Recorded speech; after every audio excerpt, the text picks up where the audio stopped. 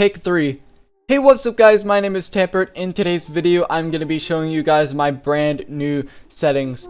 Now, I know I haven't uploaded in a while, and I'm sorry guys, it's just that I've been so busy with the real life stuff. Nevertheless, here I am with another Fortnite video, and I'm sorry it's Fortnite of all things. I'm really not enjoying Call of Duty right now. Although I was thinking about uploading a Minecraft mod video, so let me know if you guys want to see that in the comment section below. With all the Fortnite metas constantly changing from season to season, it's always important to keep your settings as relevant as possible, so that's exactly what I'm going to do in today's video. I'm going to be showing you guys my new settings, and I'm going to be explaining the stuff that's new or the stuff that I've changed and why I changed all that. So with that being said, let's get straight into the settings. Alright, so for graphics, I have brightness on 90% and then colorblind mode Protonope with the strength set to 10. The reason why is because of the desert area. The sand is so damn bright in that area that I just cannot bear to look at it. So I turned my brightness down to 90% and then set my colorblind mode to Protonope 10. And it just helps me so much more easily with the sand. If the sand weren't so bright, then I'd probably change the brightness to 100% and then have no colorblind, but since there is sand, I'm keeping it the way it is for now. Graphics quality, I finally set my view distance to near. I think I was annoyed with stuff constantly disappearing in front of my screen when I was running middle, or medium, sorry. So yeah, that's now on near. Textures are now on high. Now, I know you're probably going to be questioning this because, as you can see in the top right corner, it can reduce performance. This only affects my GPU. Fortnite is a heavily CPU reliant game, which CPU is all about like frame rate and everything, just rendering the dang things. GPU basically improves the quality of things. So that's something completely different for my PC. So I definitely recommend setting textures to high because apparently also making your GPU do more work will somewhat make the CPU do much better. I'm not sure if it's 100% true, but it's just what I'm trying right here. Now for latency markers, NVIDIA low latency, and then latency flash, those are like all new settings that I've yet to go over. So markers and flash, those are both off because they can affect the performance of my PC big time. But what doesn't is NVIDIA reflex low latency. I think this only affects keyboard and mouse, but I set this to on plus boost just in case I do play on keyboard. I'm not sure if this affects controllers, but let me know in the comments if it does.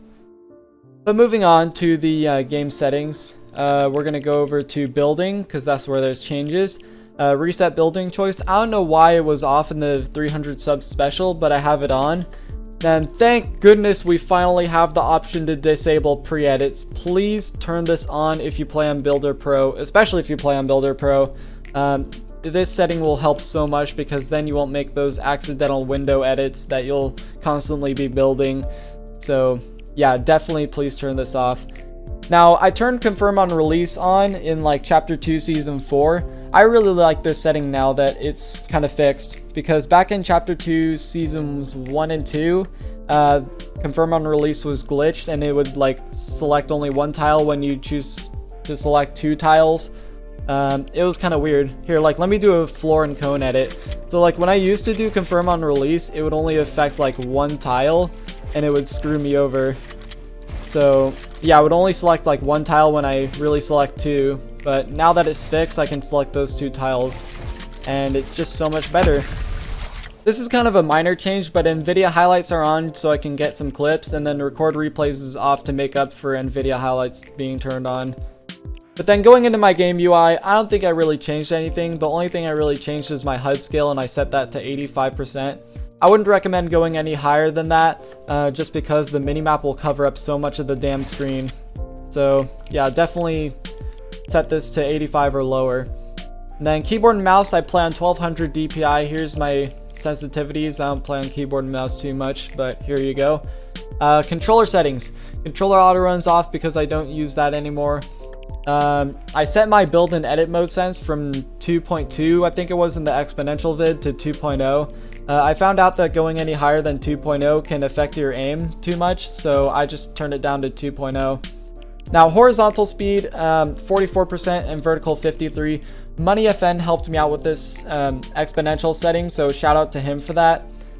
Now, you may be wondering where I got 53 from, because he keeps his horizontal and vertical the same, but I stagger my vertical a bit. So the reason why I have this setting is because of this chart right here. Take a good look at this, because this will actually really help if you play on like exponential and you miss the legacy settings.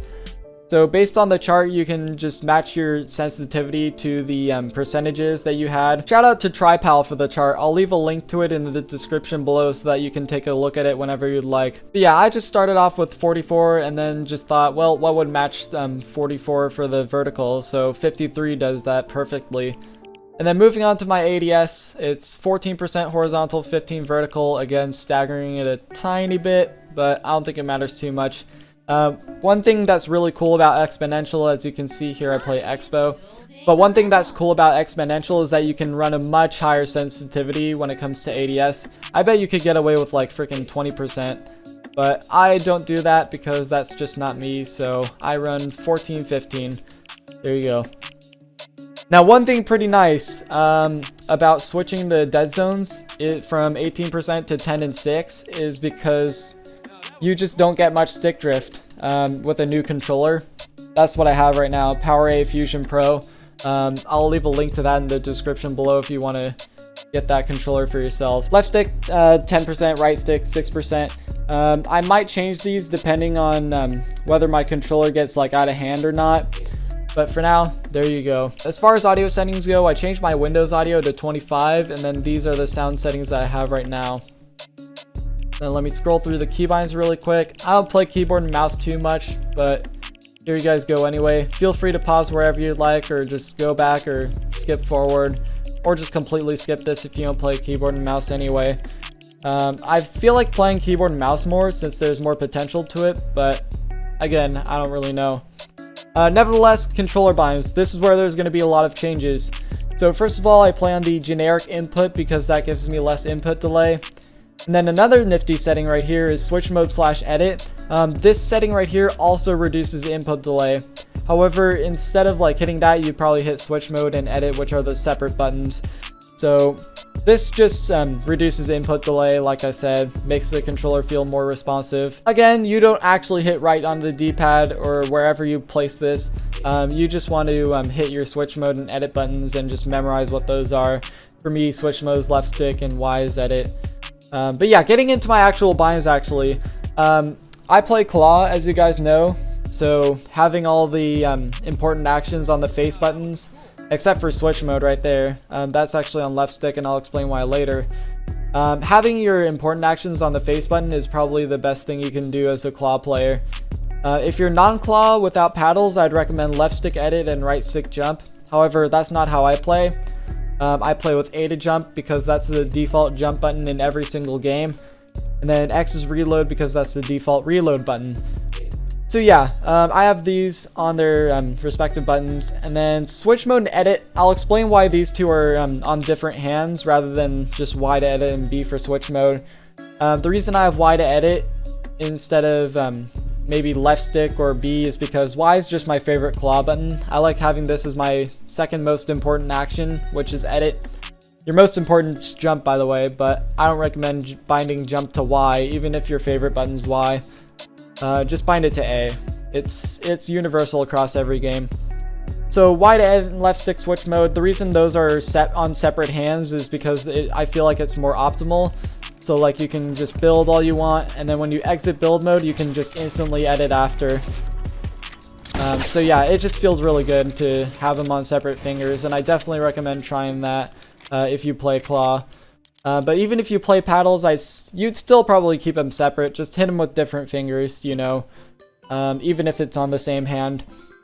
So yeah, Y to edit, left stick switch mode, those are separate. I don't like left stick edit. I prefer editing with a face button as a claw player.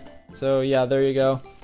And then B is crouch. I know this seems like a pretty bizarre setting, but the reason I have B to crouch is so that I can control my aim more easily while crouch spamming. You can't really do that when spamming right stick.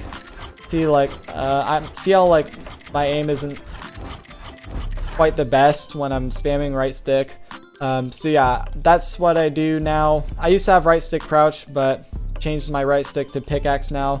That's probably the least of your concerns, having an optimal pickaxe bind. You can just bind this to down D-pad and that'll still work.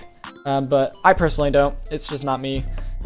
So moving on, build controls, everything's the same. I've BS changed material / trap actually.